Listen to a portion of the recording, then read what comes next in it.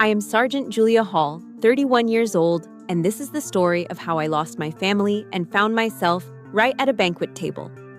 At the Army Ball, on my birthday, my mother-in-law, Margaret, smiled in front of my commanding officers and handed me a glittering envelope. Inside were divorce papers. My husband, David, pointed his phone's camera directly at my face. He was filming. Margaret's voice was sickeningly sweet. "Happy birthday, darling. This is a gift from all of us. My son deserves a real wife, someone who can elevate the family's status, not a servant." They waited for me to break down. They didn't know. They had no idea about the letter in my purse.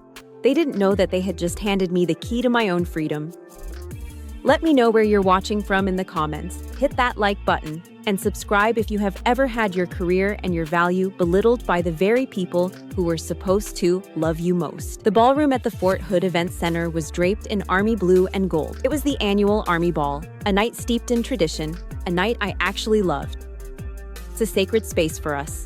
We honor the flag, we toast the nation, and we maintain the somber POWMIA table at the front, an empty seat for those who never came home. I was wearing my best uniform, the Army Service Uniform, or ASU.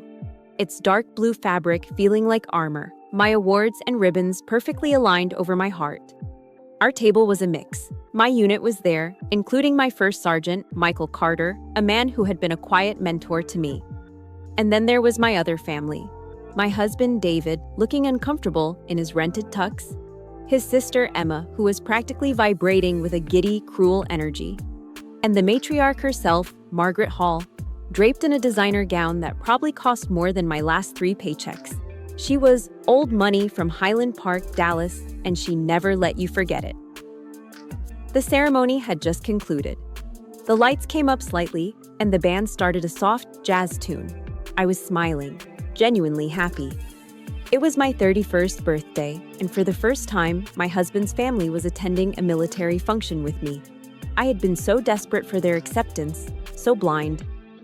That's when Margaret stood up. She clinked her glass. "A toast," she said, her voice carrying clearly across our table. The music quieted. David pulled out his phone. I tensed.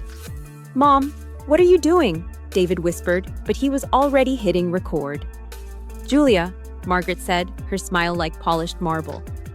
She slid a glittering, hot pink envelope across the white linen tablecloth. "We know how much you value service. So, we are serving you with this." The table went silent. First, Sergeant Carter, a man I'd never seen rattled, froze with his fork halfway to his mouth. I looked at David, but he wasn't looking at me. He was looking through his phone screen, his face a mask. My fingers felt numb as I picked up the envelope. It was the same one, the one from 3 days ago. My mind reeled, pulling me back from the ballroom. Back to our small, rented house in Killeen, Texas, just outside the main gate of Fort Hood. I'd just gotten home from a long day at the logistics depot, my boots still dusty. I found Margaret sitting at our kitchen table, alone. She was examining a stack of thick, legal-looking documents. She jumped when I walked in, startled. "Julia?" With a flustered bird-like motion, she'd scooped the papers up and shoved them into that exact hot pink envelope, the kind you'd get at a dollar store. "Darling," she'd chirped, using a pet name she had never, ever used before. "I was just preparing your special gift. We're all so excited." I must have looked confused. "A gift?" She gave a high-pitched laugh. "For your birthday, of course. It's something that will change everything." She smiled then, a wide, bright smile that didn't touch her eyes. It was the smile of a predator that had just cornered its prey. I should have known then. I should have seen the red flags that were practically waving in my face. The whole ball, this entire night, had been Margaret's idea. For 2 years, she had refused to even visit Killeen, calling it a dreadful, dusty town. She referred to my career as playing in the mud and called my fellow soldiers uneducated laborers. My world, my service, my pride, it was all tacky and uncultured to her. Then, 2 weeks ago, she had called. "Julia, darling," she'd cooed. "I hear the Army Ball is coming up. I insist we all attend. As a family, we want to honor your service." I was so stunned, I actually dropped the phone. When I relayed the news to David, he just nodded enthusiastically. "See, I told you she'd come around. It's the least we can do for my wife." Even Emma, his vapid sister, had texted me, "OMG, an army ball? How quaint. This will be so much fun." I see it now. I see the trap I walked right into, blinded by my own desperate, pathetic need for their approval. I wanted so badly to be part of their perfect Dallas family that I ignored every instinct. And David. God, David. The night before the ball. My last night as a 30-year-old, he'd come up behind me while I was polishing my shoes. He put his arms around my waist, an unfamiliar, almost hesitant gesture. We hadn't been close, not really, for months. He spent more time on the phone with his mother than he did in the same room as me. But that night, he held me tight. He buried his face in my hair. "Tomorrow will be a day you'll never forget, Julia," he whispered. "I promise." I'd closed my eyes, a genuine smile spreading across my face. I'd fallen asleep that night feeling hopeful, thinking it was a promise of love, a new beginning. I snapped back to the present, the ballroom, the staring faces. My thumb broke the cheap foil seal on the pink envelope. I pulled out the papers. They were thick, official.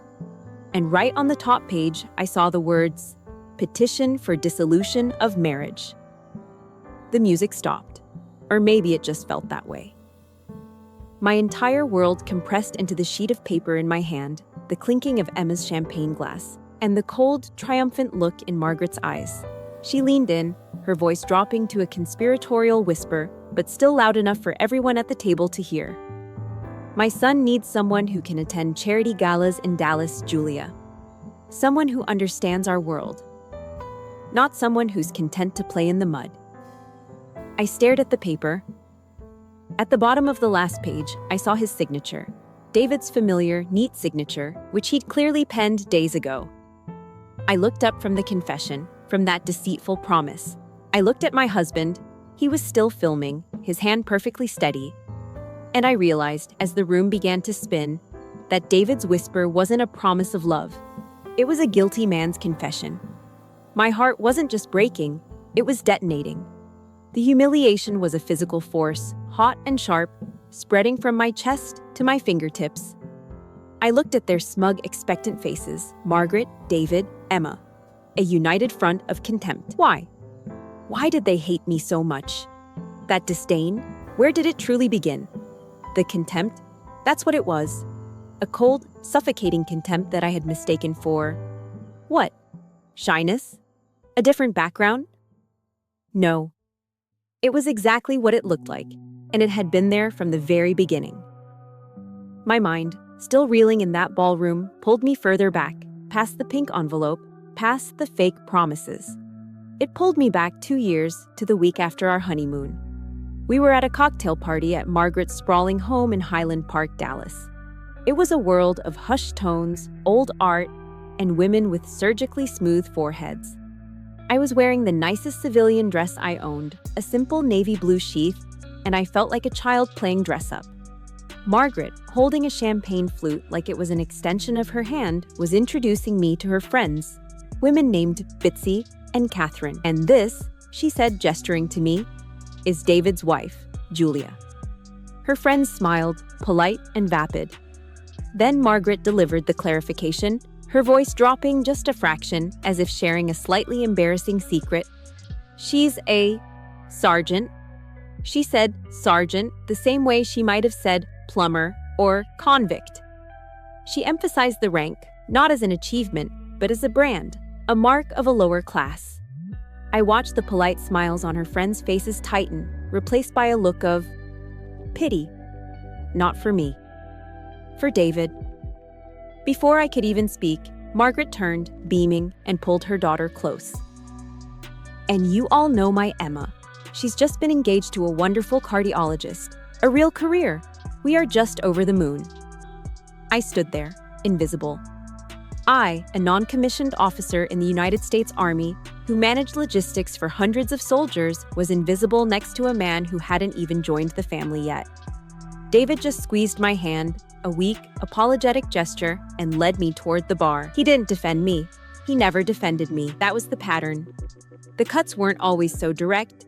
Most of the time they were subtle, 1,000 tiny paper cuts of exclusion and comparison. But the holidays? The holidays were when Margaret sharpened her knives. Our first Thanksgiving. I was so excited. I was from a small middle-class family where Thanksgiving meant a crowded table, the Macy's parade on TV, and paper pilgrim hats. Margaret's Thanksgiving was a production. It was held in a dining room that looked like a museum, with a 20-foot table, polished silver, and a professionally catered, glistening turkey. It was a Hall family tradition, Margaret explained, for everyone to go around the table and say what they were most thankful for. David, sitting to his mother's right, went first. "I'm thankful for my new promotion at the firm," he said, puffing out his chest. Emma, texting under the table, said she was thankful for her fiancé's future earnings. Then Margaret. She smiled, a warm, genuine smile she never used on me.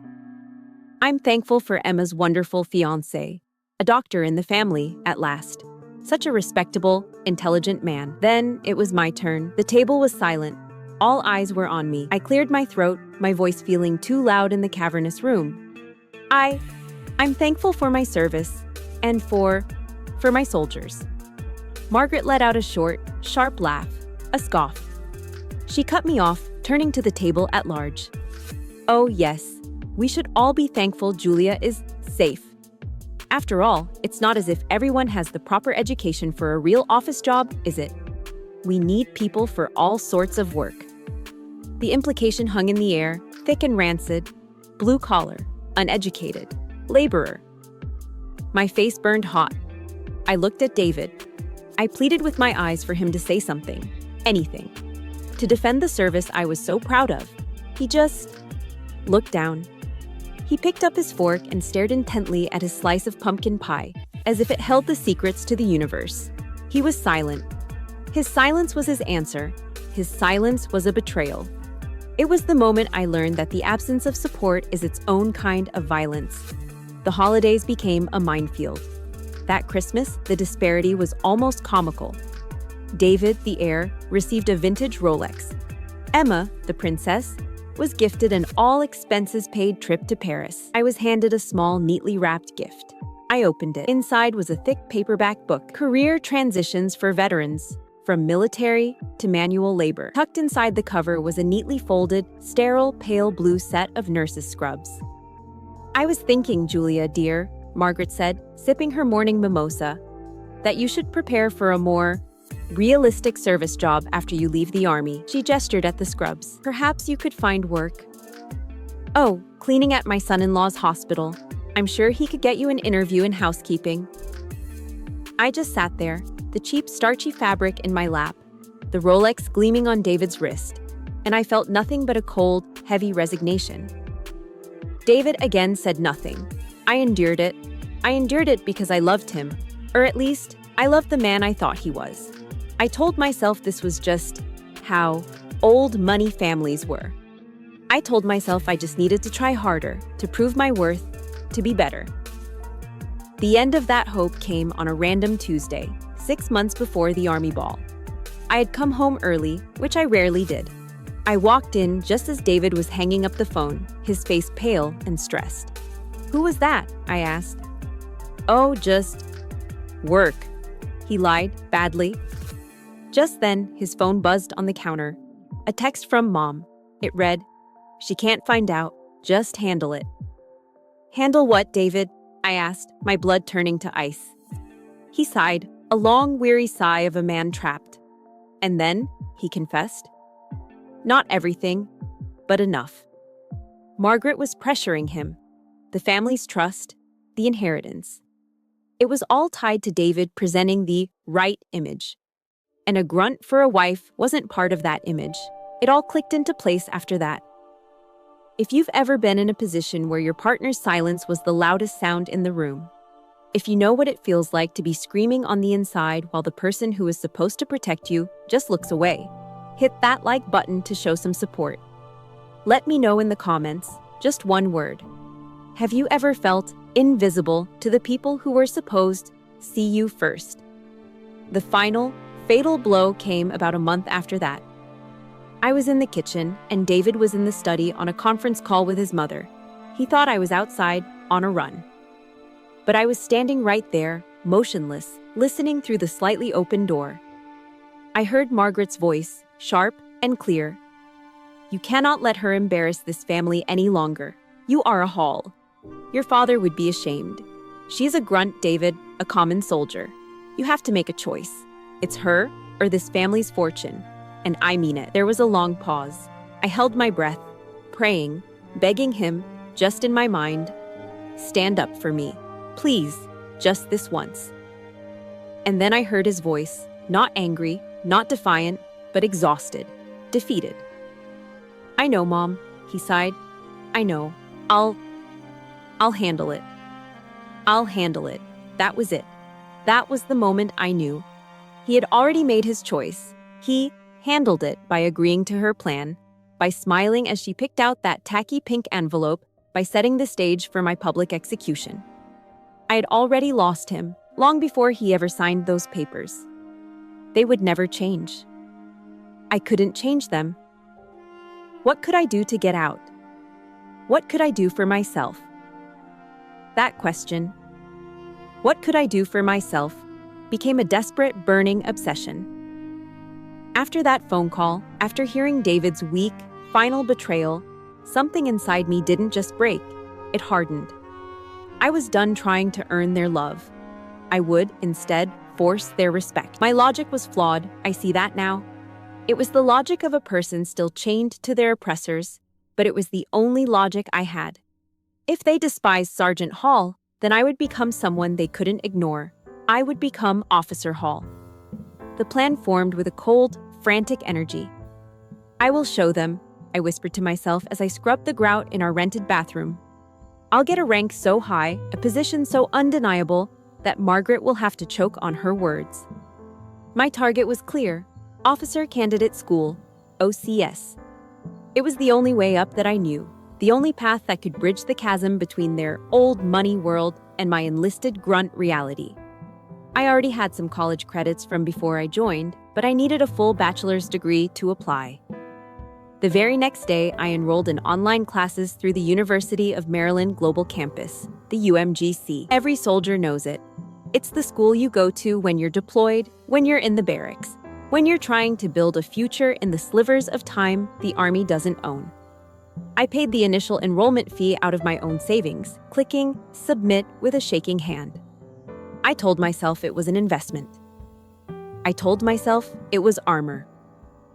I didn't tell David. Not at first.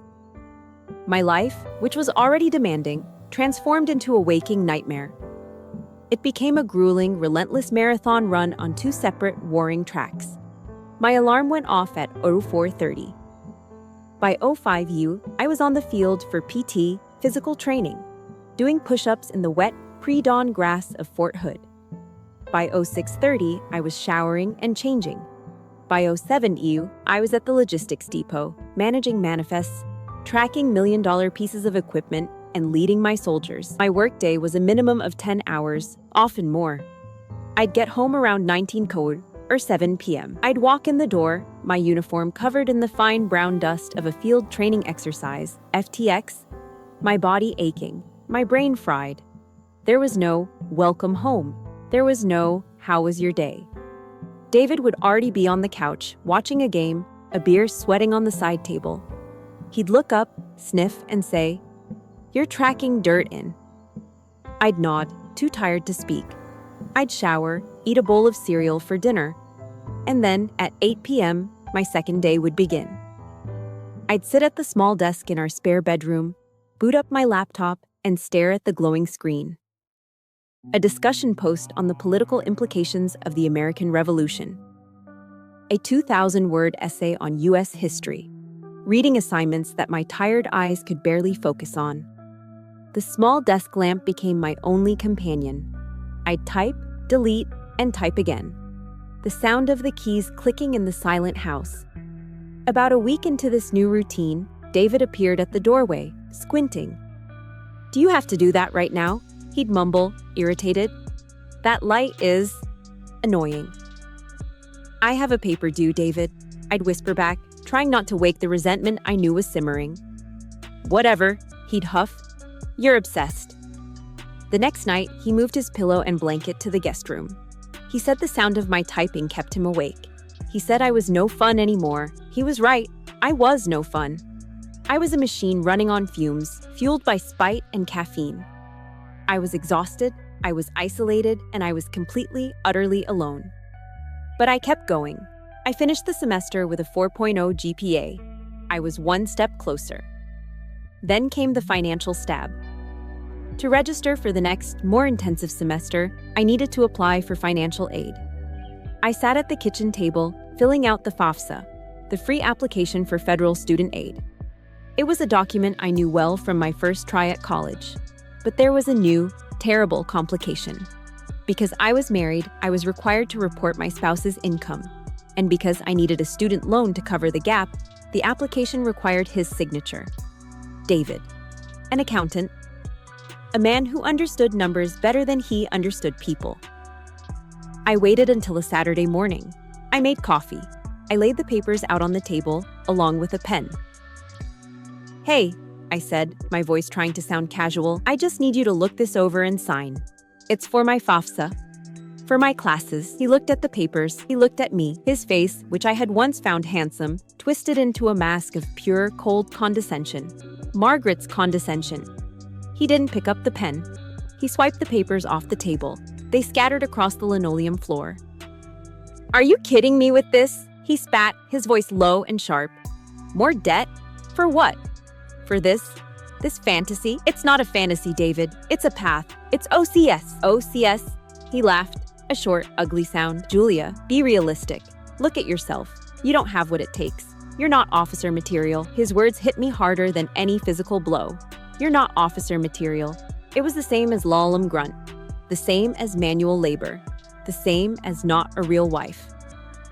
"You're wasting your time, Julia," he said, turning away from me. "You're wasting our money. My mother is right. You should be trying to learn a real, safe skill. Something for when this army thing is over. Not this." He walked out of the room. The papers, my application, my hope, lay scattered at my feet.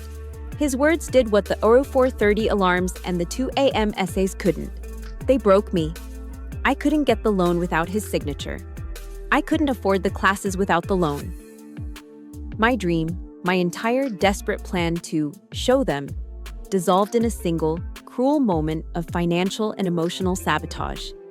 The OCS dream was dead. I stopped the classes. I stopped talking about the future. I just existed. I went to work. I came home. David moved back into our bedroom, as if nothing had happened. I started quietly applying for civilian jobs, logistics management, project coordination, anything to build an escape hatch. But every application I sent out was met with a digital form letter rejection. "Thank you for your interest, but we have decided to move forward with other candidates." No interviews, no calls, nothing. I didn't know it then, but I do now. Margaret, with her Highland Park connections, was ensuring every door I tried to open was slammed shut in my face. I had no options. I was trapped. That night, after another silent, agonizing dinner, I couldn't go home. I couldn't sit in that house, breathing the same air as the man who had so casually, so thoroughly, destroyed my last hope. I got in my Jeep. I just drove. And I found myself where I always did, back on post, in the large, mostly empty parking lot of my unit's headquarters, parked under a flickering yellow security light. I was supposed to be strong. I was a sergeant. I led soldiers. I wasn't allowed to be this weak. But I put my hands on the steering wheel, my forehead on my hands, and I finally let it out. I sat there, alone in my car, in the dark, and I cried. I cried for the wasted effort, for the lost hope, for the absolute, crushing loneliness of being married to a man who was my enemy. I had tried to change. I had tried to be better, to be smarter, to be someone they couldn't mock, and I had failed. I don't know how long I sat there in that parking lot, hunched over the steering wheel of my Jeep, completely broken. The tears were the silent, exhausted kind. The kind that come after the anger has burned away, leaving nothing but a cold, hollow ache. I had failed. I was trapped. A soft, firm, tap, tap, tap on the driver's side window made me jolt upright, my heart hammering in my chest. Through the glass and my own blurry reflection, I saw him. First Sergeant Michael Carter, my company's first sergeant. In the Army, the first sergeant is the father, the mother, the high priest, and the chief enforcer, all rolled into one. They are the senior non-commissioned officer, the one who knows everything, sees everything, and handles everything. Carter was a man in his 50s, a lifer, deep lines around his eyes and a presence that commanded instant respect. I frantically wiped my face with my sleeves, my cheeks burning with a new, different shame. Don't let him see you cry. Don't be that soldier. Didn't move. He just waited. I fumbled with the button and rolled the window down, the cool Texas night air hitting my hot face. First Sergeant, I managed to croak. First Sergeant Carter didn't ask me if I was okay. He didn't ask me what was wrong. He didn't ask why one of his sergeants was crying alone in her car at 9 p.m. on a Tuesday. He simply held out a steaming paper cup from the small 24-hour coffee shop on post. "It's black. Looks like you could use it, Sergeant," he said. His voice was deep, gravelly, and utterly calm. I took it, my hand shaking. "Sir, First Sergeant, I'm sorry." "Nothing to be sorry for, Hall." He didn't leave. He didn't pry. He just stood there. He leaned one hand on the roof of my Jeep and looked out over the parking lot, giving me the dignity of not being stared at while I tried to pull myself together. We were just two soldiers, sharing a moment of quiet in the darkness. The silence wasn't awkward. It was patient. I took a sip of the scalding, bitter coffee. It was the worst coffee on post, but in that moment, it was the warmest, kindest thing I'd ever felt. After a long minute, he spoke to the night air, not to me.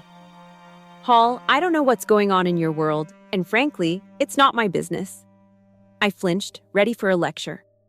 He turned his head just slightly, his eyes meeting mine in the dim light. "But I do know what happens inside this fence line. And in here, you are one of the best NCOs I've got. You're tough, you're smart, you accomplish the mission, and your soldiers respect you. That's not my opinion, Hall. That's the fact." I stared at him, my throat closing up. "Whatever it is," he continued, "whatever is happening out there." He nodded his head toward the main gate, toward the civilian world. "You don't let anyone tell you you're not good enough. You don't let them take what you've earned in here." And that was it. That's what finally broke the dam. I started to cry again. Not the silent, hopeless sobs from before. This was something different. This was a flood of relief, of gratitude so profound it was painful. I cried because, for the first time in 2 years, someone saw me. They saw Sergeant Hall, not David's wife. They saw my value, not my potential for a safer career. First, Sergeant Carter let out a slow, heavy sigh. He sounded like a man who had seen this 1,000 times. "It's the spouse, isn't it?" he said, not as a question, but a statement. I just nodded, unable to speak, feeling the hot tears roll down my face. He looked up at the stars. "I went through a bad one myself. Back in 2009, after my 3rd deployment. Came home, and she'd cleaned out the whole house, took the dog, left nothing but a stack of bills and a Dear John letter." Paused, and for the first time, I heard the man, not just the rank. "Sometimes, Julia," he said, using my first name so softly I almost missed it. "This uniform, this green suit, it understands us better than the person sleeping in our bed." He pushed off the Jeep and stood up straight. "The Army's not perfect. God knows it's broken in 100 ways, but it is a family, and we take care of our own. You remember that?" I finally found my voice. "Thank you, First Sergeant. You have no idea." "Yes, I do," he said simply. "By the way, I was processing awards this afternoon. I saw you never got put in for that last leadership commendation, the one for the FTX loadout. the one you single-handedly saved from being a complete disaster. I'd been so consumed by David's rejection of my OCS application, I'd completely forgotten about it. I missed the deadline, First Sergeant. I know, he said. So I backdated the paperwork and signed it myself. It'll be on your record by Friday. Don't let it happen again. He was telling me he knew. He knew I was distracted, and instead of punishing me, he had covered for me. He had protected me. He tapped the roof of the Jeep twice. Go home, Hall. Get some sleep. I'll see you at PT 05 Suarez Pause. And with that, he was gone, walking back toward the NCO barracks. I sat there for a long time, holding the warm coffee cup. He had, in the span of 10 minutes, given me everything David and Margaret had spent 2 years taking away. Validation, respect, a future. He hadn't told me to change. He hadn't told me to be someone else, to get a real education, or to be safer. He had told me that I, Julia Hall, as I was more than enough. It was the most profound kindness I had ever experienced, and as the warmth of the coffee spread through me, I felt a sharp, unexpected sting of sadness, a bitter, sweet ache. I was so grateful to First Sergeant Carter, but I was also so sad. Because he wasn't the one who was supposed to do this. The man who had vowed to love and protect me, the one who was supposed to be my partner. He was the one who was silent. He was the one who told me I wasn't good enough.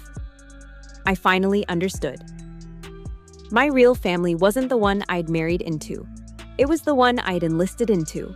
It was the men and women who wore the same uniform, who understood the same sacrifices, and who, when you fell, would be the ones to pick you up, hand you a cup of terrible coffee, and tell you to get back in the fight. I started the Jeep, the engine rumbling to life. I felt, not fixed, but reinforced. I had a family. I was a sergeant, and I was going to be okay. The encounter with First Sergeant Carter reinforced me. It didn't fix my life, but it reminded me that I wasn't crazy. I was valuable, even if my own husband couldn't see it. But I was still trapped. The OCS dream was dead, suffocated by David. My applications for civilian jobs were still met with a wall of automated rejections. I was at my absolute lowest point. I was stuck in a house with a man who despised me, tied to a family who wanted me erased, and I could see no way out. This was my state of mind about 1 week before the Army Ball. It was late, probably after 10 p.m. David was asleep, or pretending to be, in the guest room. I was at my usual post, at the small desk in the spare room, under the dim light of the single lamp. I wasn't doing homework anymore. I was just scrolling. Mindlessly scrolling through job sites, bracing myself for the next "thank you for your interest" email. I had my LinkedIn profile open. I rarely checked it. It felt pointless. It was just a collection of skills that, according to Margaret, were worthless. But there was a small 1 in a red circle over the messaging icon. I clicked it. It was an in-mail, not from a random connection, but from a senior talent acquisition manager. The name was formal. The company name next to it made my heart stop. Aegis Defense Solutions. Aegis, as in one of the top defense contractors in the world. The kind of company that builds guidance systems and advanced armor. The kind of company that doesn't just hire grunts. My hands were shaking. I thought it was a mistake. I thought it was spam. I opened the message. "Dear Sergeant Hall," it began. My rank. Used as a title of respect, not an insult. "My name is Sarah Chen, and I'm a senior recruiter with Aegis Defense Solutions. I came across your profile on a veteran-focused job board and was immediately, deeply impressed." I read that line 3 times, deeply impressed. I hadn't felt impressed by myself in 2 years. I kept reading. "Your experience in complex logistics management, your proven ability to lead small teams, and your extensive history of operating under high-pressure environments is precisely what we are seeking for a new project." My vision blurred. I was reading a description of my career, but through a completely different lens. What Margaret called playing in the mud. This recruiter called operating under high-pressure environments. What David called a waste of time, she called complex logistics management. And then came the sentence, The one that changed everything. The one that I will remember for the rest of my life. We find, she wrote, that a military background like yours isn't something to be transitioned from. It is an invaluable asset. An invaluable asset. Words hit me like a physical force. I choked back a sob, pressing my hand to my mouth. Invaluable asset. The only other time I had heard that phrase was from Margaret's lips, describing her grandmother's 3-carat diamond ring.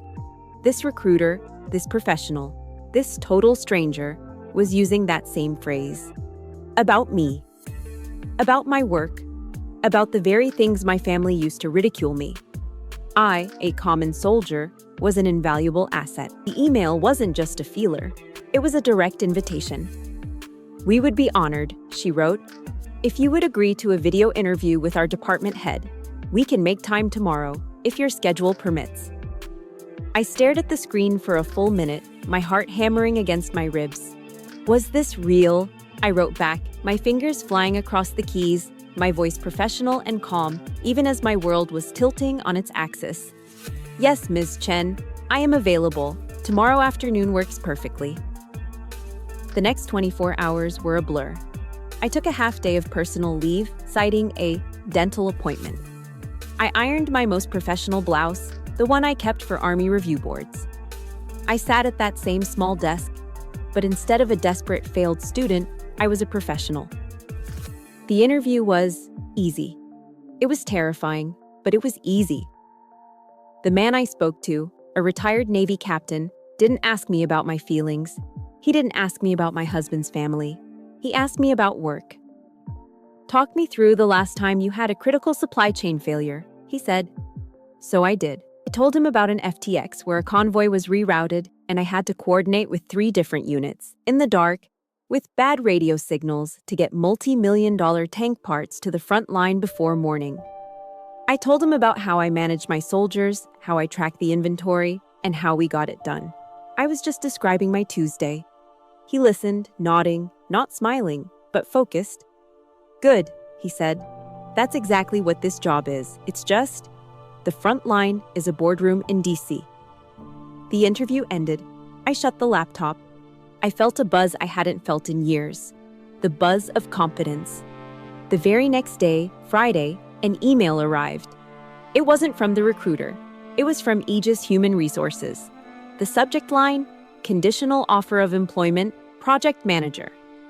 I opened it. Position, project manager, logistics and integration. Location, Austin, Texas. Starting salary, $85,000 per year. Additional, full comprehensive benefits and a generous relocation package. $85,000. I did the math in my head. It was nearly double my current pay as a sergeant. It was more than David made as a junior accountant. It was enough. It was enough to get my own apartment in Austin. It was enough to pay my own bills. It was enough to leave. It was enough to start a new life, a life where I was the only person who defined my worth. This was the escape hatch.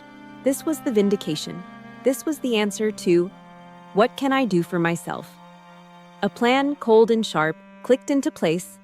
My birthday was in a week. The Army ball was in a week. And Margaret and David were, as she had promised, preparing a gift that would change everything. I looked at the email. I looked at the $85,000 offer. So am I whispered. I decided in that moment to keep this an absolute secret. They were busy setting their stage, unaware that the script had changed. They thought they were in control. But I had a new, powerful secret. I had an ace. I hit print. I listened to our cheap printer whine as it spat out the official offer letter, the one with the Aegis logo at the top. I folded the paper carefully into a neat, small rectangle. I went into the bedroom and opened my closet. Hanging in the back, in a plastic dry cleaner bag, was the small black clutch purse I intended to carry with my uniform at the Army ball. I unzipped it. I slid the folded letter, my secret, my weapon, my escape, into the silk-lined interior. I zipped it closed. I walked out of the Aegis interview and the subsequent offer with a secret weapon tucked away. But a strange thing happened in the days that followed. The initial adrenaline, the cold, sharp relief of having an escape plan, began to fade. And in its place, a different feeling crept in. A cold, heavy dread. I had the offer. $85,000. A new life in Austin. All I had to do was click accept, and I couldn't. I would open the email on my phone. I'd stare at the reply button. My thumb would hover over the screen. And I would be paralyzed, frozen by a terror so profound it made my stomach clench. What was wrong with me? This was everything I wanted. This was my validation. This was my escape hatch, my vindication, my ticket out. But instead of feeling joy, I was terrified. And then I heard her voice, as clearly as if she were in the room. Margaret's, you, a project manager? Don't be ridiculous. You're just a sergeant. You're not smart enough for that world. You'll fail. You'll be exposed as a fraud. You're just a grunt, playing dress up. And David's voice, weaker, but just as cutting. Be realistic, Julia. You don't have what it takes. You're wasting your time. For 2 years, they had systematically dismantled my self-worth. They had poisoned my own perception of myself. They had done it so effectively that now, even when a golden, life-changing opportunity was handed to me, I was the one sabotaging it. Their voices were now my inner voice. I had become my own oppressor. I was convinced that Aegis had made a mistake, that the retired Navy captain hadn't seen the real me, that I had somehow fooled them, and that if I accepted, I would show up in Austin and, within a week, they would realize their terrible error. They'd fire me, and I'd be left with nothing. No army, no husband, no future. Just a broken lease and crushing humiliation. The fear was so strong it was a physical sickness. The deadline to accept the offer was Monday. It was now Saturday. The Army ball was in just a few days, on my birthday. I was running out of time. I sat in my car, staring at my phone, my finger hovering over the delete button. Not just to delete the email, but to delete the hope. It was too painful, too dangerous to hope. It was safer to stay in the misery I knew. It was safer to stay the grunt Margaret always said I was. I was going to reject the offer. I was going to choose the prison I knew over the freedom I didn't feel I deserved. I put my head on the steering wheel, defeated. I can't do it, I whispered. I'm not good enough. Can't do what, Hall? The deep voice made me jump, yet again. I looked up. First Sergeant Carter was walking by, carrying a stack of manila folders. He must have been working on a Saturday. I couldn't stop the words from tumbling out. I didn't tell him the details, not about Aegis, not about the $85,000. I couldn't. First Sergeant, I said, my voice thick. How do you know? How do you know when to keep fighting for something and when to just give up? When to accept that you're just not cut out for it? He stopped, his NCO radar on high alert. He could smell a crisis a mile away. He looked at me, really looked at me, with those patient, all-seeing eyes. You're struggling with a decision, he stated. Yes, First Sergeant, I have a big opportunity, a new path, but I'm scared. I'm scared I'm not good enough for it. I'm scared I'll fail. And I don't know if I should even try. First Sergeant Carter, a man who I knew was religious, a man who had been through multiple deployments and a devastating divorce, looked at me with a profound, knowing sadness. Hall, he said, his voice softer than I'd ever heard it.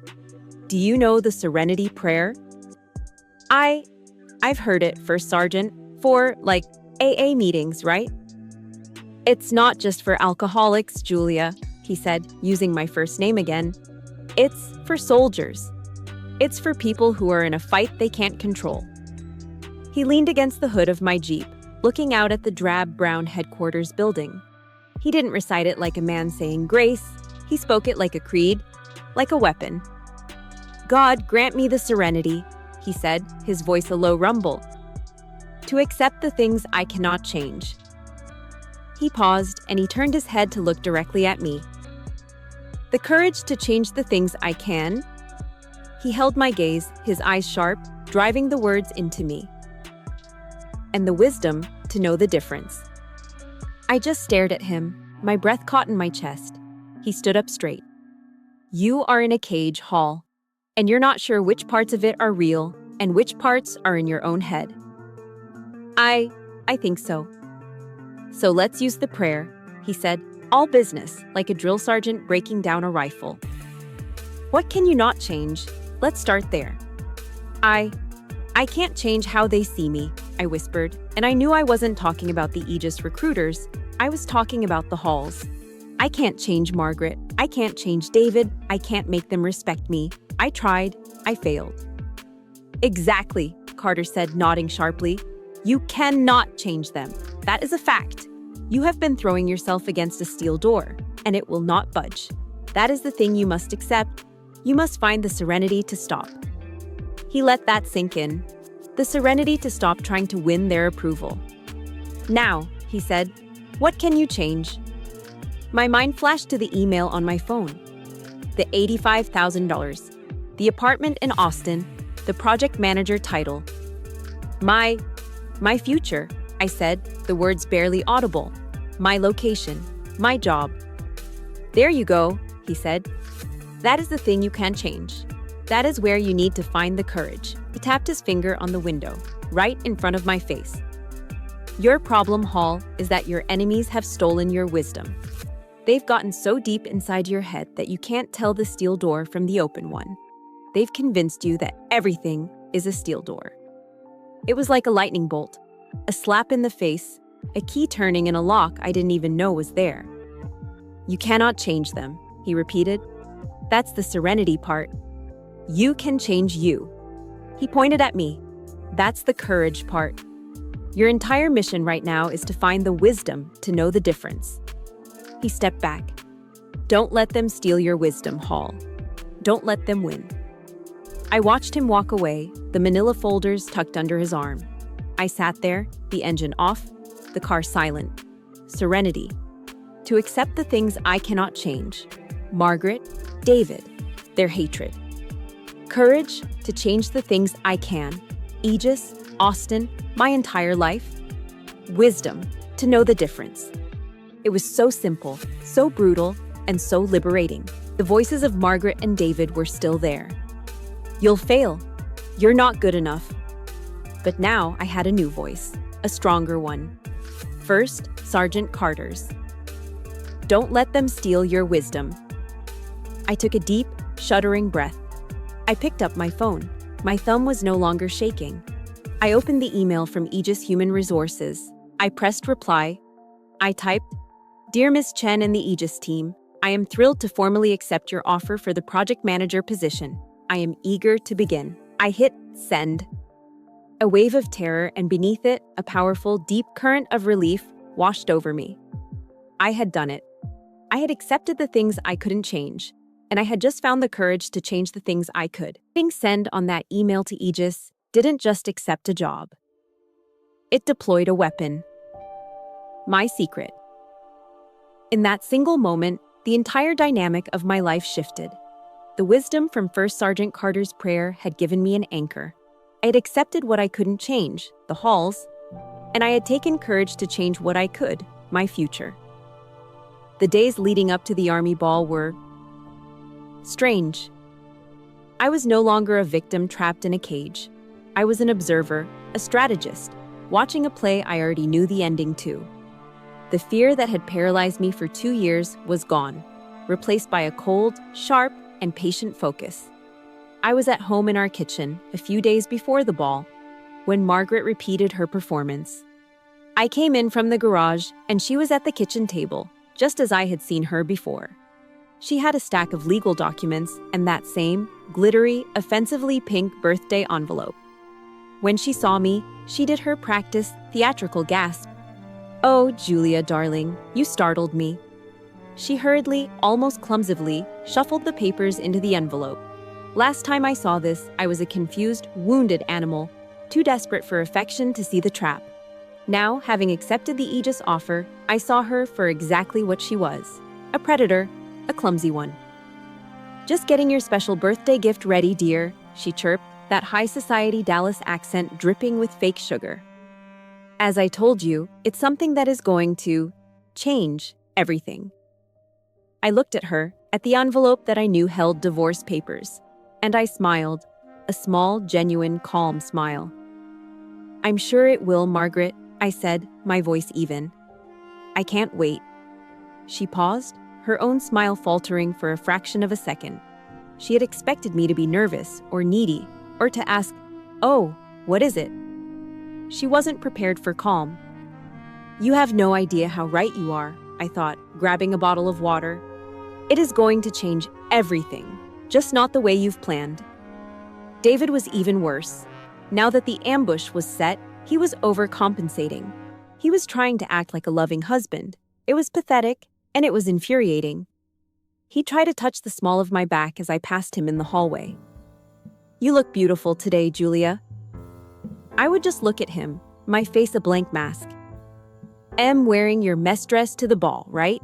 he asked, referring to the most formal, expensive military uniform, the one that looked like a tuxedo.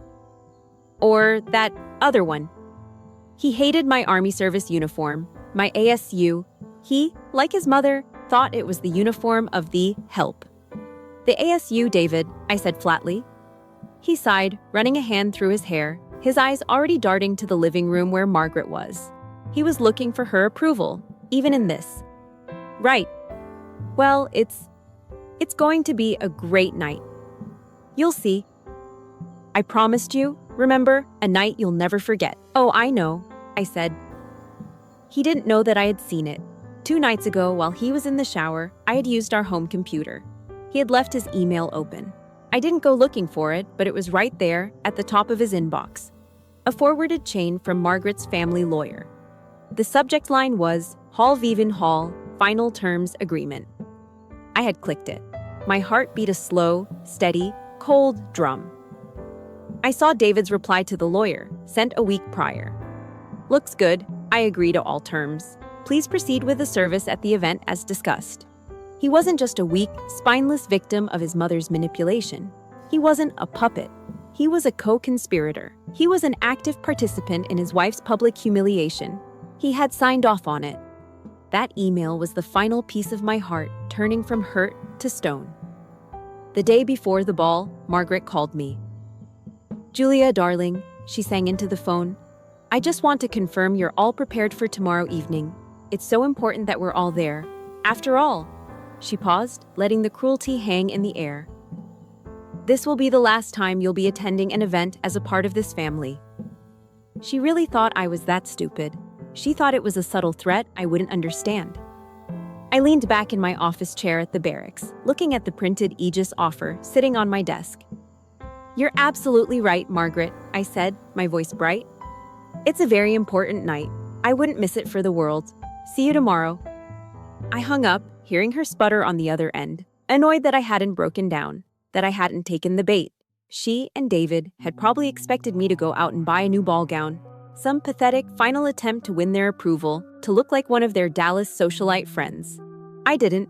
That evening, I went home, took my Army service uniform, the ASU, out of its protective plastic bag. I laid it on the bed. This was the uniform Margaret called playing in the mud. This was the uniform David was ashamed of. This was the uniform Aegis had called an invaluable asset. I took out my polishing kit. I sat on the floor and methodically shined the brass buttons until they glittered. I used a lint roller on the dark blue jacket. I checked every ribbon, every award, every rank insignia, making sure they were perfectly aligned. This wasn't a dress. This was my armor. This was my identity. This was the skin I had earned, not the one I had married into. Tomorrow night, I would not be Julia Hall, the failed daughter-in-law. I would be Sergeant Hall, Logistics NCO, United States Army, and I would walk into that battle wearing my armor. The night of the ball arrived. My 31st birthday. David was quiet, vibrating with a nervous, giddy energy. I was perfectly calm. I did my makeup. I put my hair up in a tight regulation bun. I put on the uniform. It felt custom-made. It felt powerful. Then, the final piece. I picked up the black clutch purse I was carrying. I opened it. I took the folded-up Aegis offer letter, my weapon, my escape, my future. and slid it into the silk-lined interior. I zipped it closed. I held the small purse in my hand. It was just a few sheets of paper, but in that moment, it felt heavier, more solid, and infinitely more powerful than my M4 rifle. An M4 is a weapon you use to fight an enemy. This was the weapon I was using to save myself. We drove to the event center. We walked into the grand ballroom, the flags of the 50 states and the Army colors lining the entryway. David put his hand on the small of my back. It felt cold, damp, a traitor's touch. I saw our table. Table 12. First Sergeant Carter and his wife were already there, chatting. And so were they, Margaret, David, and Emma. Sitting there, expectant, smiling, like vultures at a banquet, waiting for the main course to die. They had no idea. They thought they were the hunters. They had no idea I was no longer the prey. If you have ever had to walk into a room knowing you were about to face your biggest battle, hit that like button. Let me know you're ready for this. Comment, show them Julia below if you are on my side. I took a slow, steady breath. I walked toward the table. I sat down, placing my small black clutch on my lap. I could feel the sharp corners of the folded letter inside. I looked up and met Margaret's beaming, triumphant smile. The stage was set.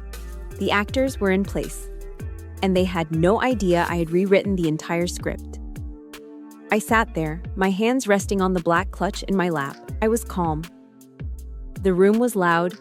The clinking of glasses, the murmur of hundreds of conversations, the distant sound of the jazz band playing some patriotic medley. First Sergeant Carter, seated to my left, was in the middle of a story. So the battalion commander says to me, "Top, I don't care how you do it, just get it done." And I said, he never got to finish his sentence. A high-pitched tink-tink-tink sound cut through our table's conversation. Margaret was tapping her champagne flute with a manicured fingernail. The conversation at our table died instantly. "Excuse me, everyone," Margaret said. Her voice, practiced from years of Dallas charity luncheons, cut through the air with an icy precision. She didn't stand up, not yet. She just wanted the attention of our table. She got it. First Sergeant Carter looked annoyed at being interrupted. His wife looked confused. I just watched. This was it. "I just wanted to take a moment," Margaret said, her smile wide and bright. "Since it's Julia's birthday." She began to stand up, a vision in an expensive navy blue silk gown. "And as you know, our family believes in celebrating our service members." Out of the corner of my eye, I saw two things happen simultaneously. Emma, my sister-in-law, sat up straighter, a cruel, excited smirk on her face. And David, my husband, pulled out his phone. He aimed the camera directly at me. He was filming. My heart beat a steady, cold rhythm. Thump. Thump. Thump. The stage was hers. "Julia, dear," Margaret said, and now her voice was loud enough for the tables nearby to hear. The ambient noise of the ballroom seemed to fade away. We know how much your service means to you. So, for your birthday, we decided to serve you with this." She reached down and picked up the glittery, pink envelope, the one I had watched her pack. She slid it across the white linen tablecloth. It stopped right in front of my plate. My entire table was frozen. First Sergeant Carter, a man who had seen combat, stared at the pink envelope with a look of pure, unadulterated fury. He knew what this was. This was an ambush. This was an attack on his soldier, at his table. "Happy birthday, dear," Margaret said, her voice dripping with poison she disguised as honey. Emma was giggling, her hand covering her mouth. David's hand, holding the phone, was perfectly steady. I looked at Margaret. I looked at the envelope. I looked at David. He met my gaze through his phone screen. I didn't cry. I didn't yell. I didn't even breathe heavily. I simply acted. With the practiced, economical movements of a soldier, I opened the black clutch in my lap. I reached inside. Margaret's smile widened. She thought I was reaching for a tissue. She thought the breakdown was beginning. I wasn't. I was reaching for my pen. I pulled out the simple, government-issue black pen I always carried. I clicked it. The sound was sharp, definitive. I pulled the glittery pink envelope toward me. I opened the flap. I slid out the thick stack of legal documents. I didn't read them. I didn't need to. I'd already seen the email. I flipped directly to the last page, the signature line, Julia M. Hall. They were all staring, waiting for the explosion, waiting for the tears, waiting for me to throw the papers, to scream. How could you? I gave them nothing. I uncapped the pen. With a hand that was as steady as David's, I signed my name. A clean, strong, assertive signature. I put the pen down. I slid the signed papers back into the envelope. I pushed it back across the table to Margaret. Then, I looked directly into her shocked, confused face. And I smiled. "Thank you, Margaret," I said, my voice clear and calm. "This is, truly, the most generous gift you could have possibly given me." The silence that followed was deafening. Margaret's triumphant smile froze, then collapsed. Her eyes widened. This was not in the script. Emma's giggle died in her throat. David actually lowered his phone. He stammered, That's it? That's all you?" I turned my smile to him. The man I had loved. The traitor. "Oh no, David," I said. "That's not it. I have an announcement too." I turned back to Margaret, who was now staring at the signed papers as if they were a snake. "You were right about something, Margaret," I said, my voice projecting just a little bit more. "You said David, and I deserve better." And I agree. I reached back into my black clutch. This time, I pulled out the second folded document, the Aegis offer letter. Margaret's eyes narrowed, confused. What is that?" "This," I said. I held it up. "This is my real birthday present, the one I got for myself." I unfolded the letter.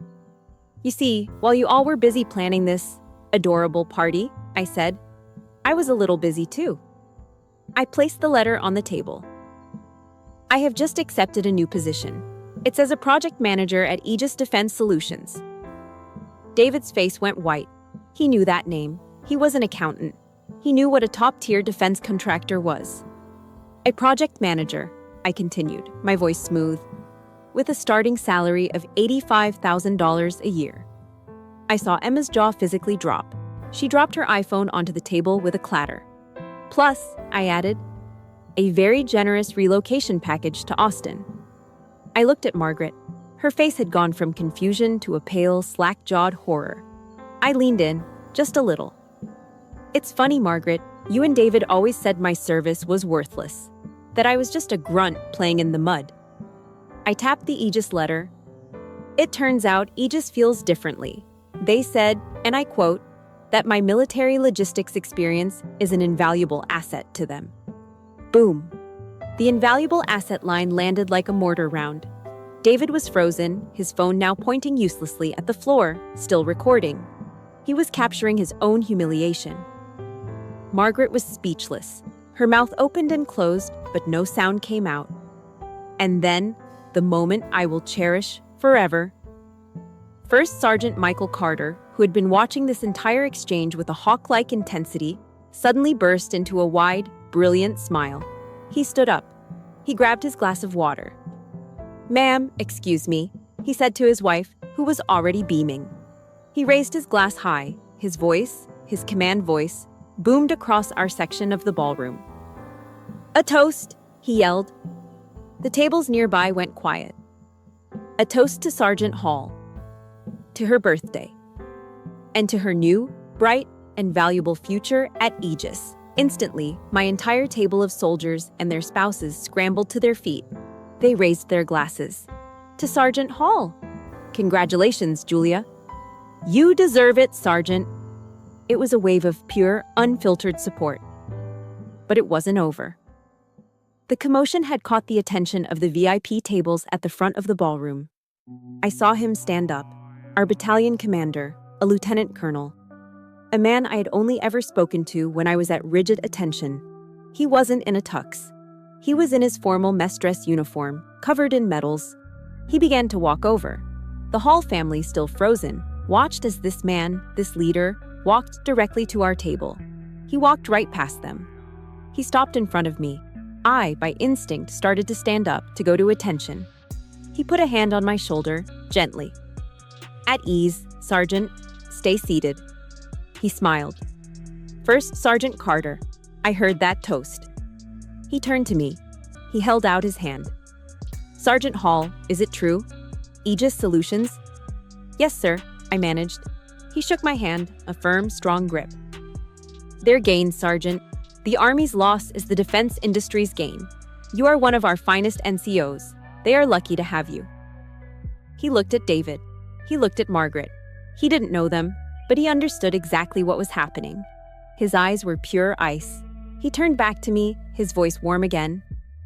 "Congratulations, Sergeant. Truly." "Thank you, sir," I said. He nodded and walked back to his table. I was surrounded. My fellow NCOs, their wives, everyone was patting me on the back, offering congratulations, asking about the new job. I was completely, totally, and publicly vindicated. And the Halls, Margaret, David, and Emma were just there. Silent. Humiliated. Completely and utterly isolated in a sea of respect. A respect that was all pointed at me. I looked at them one last time. 3 broken, pathetic statues. I picked up my black clutch. I stood up. I didn't say goodbye. I didn't say another word. I just turned and walked away. I didn't run. I walked. I nodded at my soldiers, at my NCO brothers and sisters who were still cheering, their faces lit up with genuine joy for me. I gave a final, respectful nod to First Sergeant Carter, who simply dipped his chin, a look of profound fatherly pride on his face. Then I turned my back on the Hall family. I didn't look back. Not once. I didn't need to see Margaret's collapsed vanity, or Emma's spoiled pout, or David's pathetic, hollowed-out expression. I was done with them. I walked out of the ballroom, my footsteps steady on the marble floor.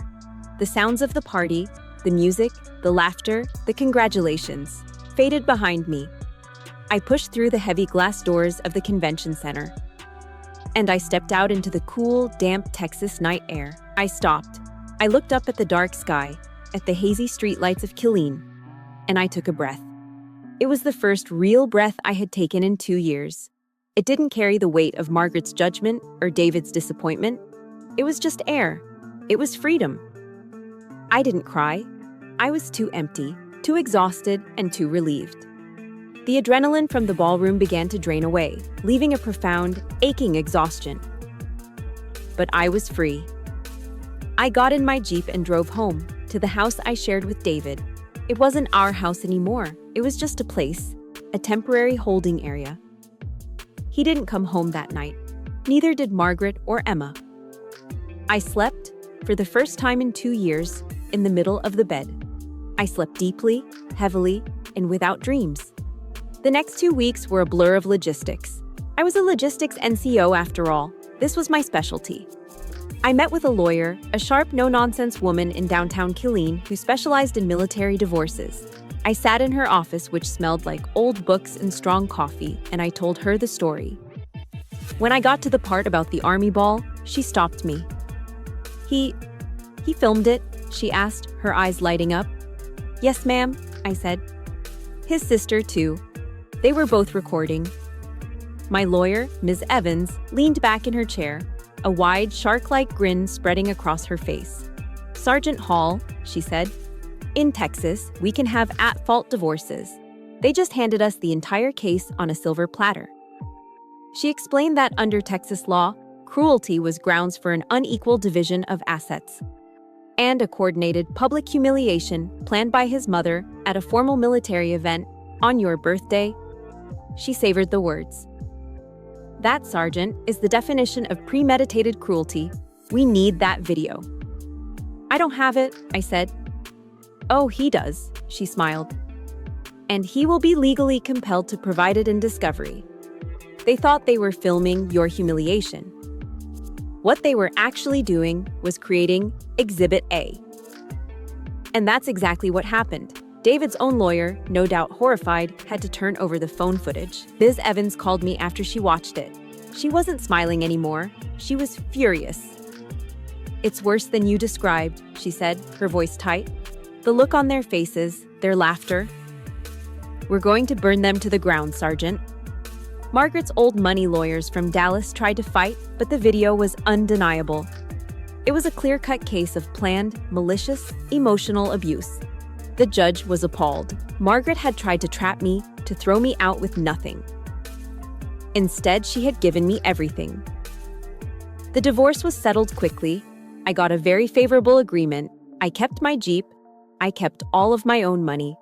And most importantly, I kept every single penny of my military pension, my TSP, my thrift savings plan.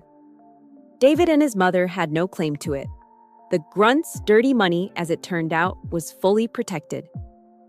As soon as David realized what was happening, that I was really gone, that his mother's plan had backfired, and that he was facing a very public, very ugly legal defeat, the text started. At first, it was pure, panicked rage. "What the hell are you doing, Julia? You're making a fool of yourself. You're making a fool of me. You think this is funny? You humiliated my mother, after all she did for you." I didn't reply. Then, about a day later, the tone shifted to bargaining. "Okay, look, I get it. You're mad. You made your point. You can come home now. Mom's gone back to Dallas. Julia, come on. Don't throw 2 years away over one bad night." One bad night. I almost laughed. I still didn't reply. Then, finally, came the pathetic, whimpering desperation. The messages would come in at 2 in the morning. "Julia, please, I'm sorry.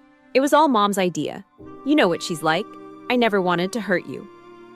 I'm sitting here alone. The house is so empty. I miss you. I love you." I read that last text. "I love you." And I felt nothing. No, that's not true. I felt something. Pity. Pity that this 32-year-old man was so weak, so hollowed out that he didn't even know what the word meant. He didn't love me. He loved that I was a convenient, stable presence that didn't challenge his mother. I read his words, and I felt pity, not love. And that's how I knew I was truly done. I was walking to my car in the barracks parking lot after my final out-processing briefing. It was raining. I had my head down, my keys in my hand, my mind already in Austin, when a car pulled up, blocking my path. It was David. He jumped out of his car, his expensive work clothes already soaked. Julia, stop, please." I stopped. I just looked at him. He looked terrible. He was unshaven. His eyes were red. He looked like a little boy who had been told no. "Julia, please," he begged, coming toward me. "Don't do this. Don't leave. You don't have to do this. We can talk. We can go to counseling. We can work this out." I looked at his face, the face I had loved, the face I had cooked for and slept next to and cried over. I'd wanted so badly for this man to be my partner, to be my family. And in that rainy parking lot, I felt a sharp, sudden pang. It wasn't love. It was grief. It was the last dying ache for the idea of what we could have been. The grief for the man I thought he was. I had to accept that man never existed. This was the wisdom First Sergeant Carter talked about. Accepting what I could not change. I couldn't change him. I couldn't change his mother. I could only change me. "David," I said. My voice was calm. It was so calm. It didn't waver. "It's over." "No, Julia, it's not. I love you." "No, you don't," I said, and the simple truth of it just hung in the air. "You don't, and that's okay." I took a step toward my car. He moved to block me.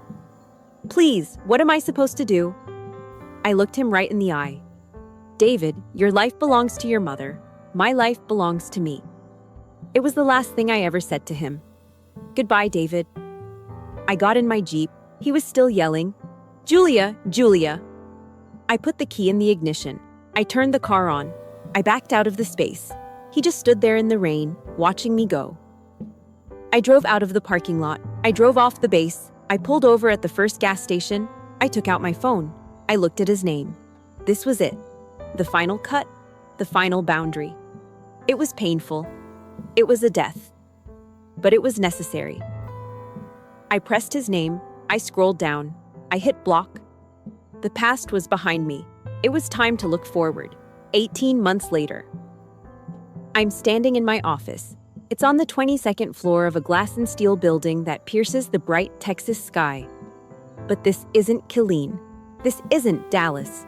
This is Austin. The skyline is alive, a testament to energy, technology, and a future that is constantly being built. It is a world away from the stagnant, old money traditions of Highland Park. On the frosted glass of my door, it doesn't say Mrs. David Hall. It doesn't say Sergeant. It says Julia Hall, Senior Project Manager. I'm wearing a sharp, dark gray corporate pantsuit. It feels different from my Army service uniform. Not heavier or lighter, just different. It's a new kind of armor, one that I chose. I'm looking out the window, not at a dusty motor pool, but at the rolling green hills west of the city. I'm sipping coffee. Not the burnt, sludgy coffee from the base, but a smooth, single-origin pour-over. I am 33 years old. I have a six-figure salary. And last month, I closed on my own first-floor condo near Zilker Park. My name, my mortgage, my life, it's quiet. It's peaceful. A kind of peace I never knew existed. It's strange. The very things Margaret Hall despised about me, the very things David was ashamed of, are the exact reasons I am standing here. In the corporate world of defense contracting, they don't care who your father is. They don't care what charity events you attend. They care about one thing: results. They don't call my NCO discipline rigid. They call it focused. They don't call my ability to manage soldiers bossy. They call it leadership. They don't call my experience in a war zone motor pool playing in the mud. They call it grace under pressure. My first performance review, my new boss, a vice president who used to be a Marine colonel, looked at my metrics. Hall, he said, you run your teams with the quiet efficiency of a seasoned NCO. It's a breath of fresh air. We're promoting you. Here, I'm not respected because of the man I married or the family name I carried. I'm respected because of my competence. I'm respected for the very skills I earned while wearing a uniform. The skills that woman, in her silk gown, called service with a sneer. My new life was good. It was full. I was healing. I was building. I thought the chapter on the Army was closed, a part of my past that I was grateful for, but a part that was over. Then I got the email. It wasn't from LinkedIn. It wasn't from a corporate headhunter. The sender was a .mil address. It was from the command group at Fort Cavazos. My heart hammered. I hadn't realized Fort Hood had been renamed. A new name for a new era. It felt appropriate. The email was formal. The Army's G1 personnel was requesting my presence. Not for a meeting, not for a recall. They were inviting me to be the keynote speaker for the installation's quarterly TAP session. TAP, the Transition Assistance Program. The mandatory course that every single soldier, from a private to a colonel, has to take before they leave the military. The course that's designed to help them transition, to translate their skills, to prepare them for the outside world. They were asking me to come back, to stand on that stage, to be the bridge between the world I left and the world I had just conquered. I wrote back in 2 minutes. Yes. A week later, I find myself standing on the stage of an auditorium I know well. It's the same one I sat in for my own TAP course, terrified and broken. Today, I am not in the audience. I am at the podium. In front of me are 300 soldiers, young privates, seasoned sergeants, older officers, all of them in their camouflage uniforms. All of them looking at me with the same quiet anxiety I once had. The fear of the unknown. The fear of not being good enough for the civilian world. I look down at my notes. Then I look up. I see their faces. And I push my notes aside. Good morning, Fort Cavazos, I say. My voice is steady, amplified by the microphone. My name is Julia Hall. 18 months ago, I was one of you. I was a sergeant, a logistics NCO, right here on this post. And I was terrified. I was terrified that everything I had done, everything I had learned, wouldn't mean a thing out there. I pointed to the exit sign. You're going to hear from a lot of people. And some of them in your life might tell you that you need to transition. They'll tell you that you need to adapt. They'll tell you that your military experience isn't valuable in the real world.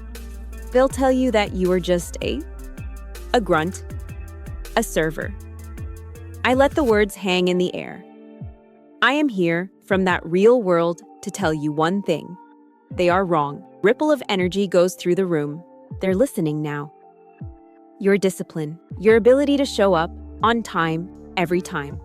Your leadership, whether you led a team of 2 or a platoon of 30. Your unshakable calm when everything is on fire and the mission must get done. These are not things to be transitioned out of. These are not things to forget. I smiled, feeling a fire I hadn't felt in a long time. Those skills, I said, my voice ringing with absolute certainty, are the rarest, most valuable commodities in the business world. Do not let anyone tell you otherwise. I paused and my eyes scanned the front row. And that's when I saw him. Sitting in the front row, in a civilian polo shirt, was Michael Carter, my old first sergeant. He wasn't in uniform. The email had mentioned he was on terminal leave, about to retire. He wasn't crying. He wasn't cheering. He was just smiling. A quiet, knowing, deeply proud smile. He saw me. He had always seen me. Seeing him, seeing those soldiers, it all crystallized. The final piece of the puzzle clicked into place. I took a deep breath and gave them my final thought. The truth. Look, I said, leaving is scary. Change is scary. But I learned something. I learned it from a very wise first sergeant right here on this post. I looked right at Carter. He taught me about the serenity prayer, about the wisdom to know the difference between what you cannot change and what you can. You cannot change the minds of people who are determined to misunderstand you. You cannot change the prejudices of people who look down on you. You cannot change their bitterness or their jealousy or their hate. But you can change your life. You can change your future. You can take your skills, your integrity, and your strength, and you can build a new life from the ground up.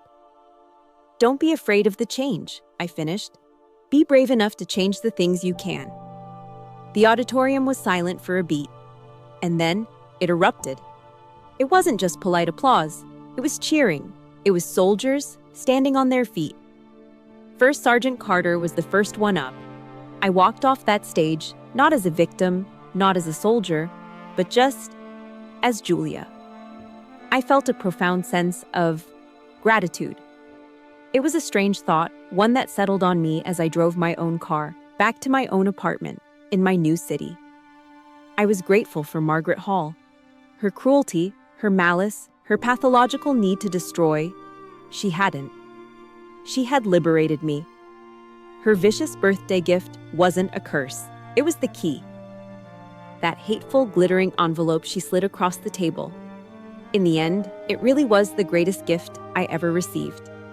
It was the gift of my own life. Thank you for staying with me, for listening to my story. This journey of healing was mine, but I know the feelings of being undervalued, of fighting to be seen, are shared by so many. My story is finished, but yours may still be writing. If this story gave you strength or validated your own worth, please support this channel by hitting the like button and subscribing for more stories of resilience. In the comments, I want to see you claim your own power. Just comment, "I am valuable," below. Because you are.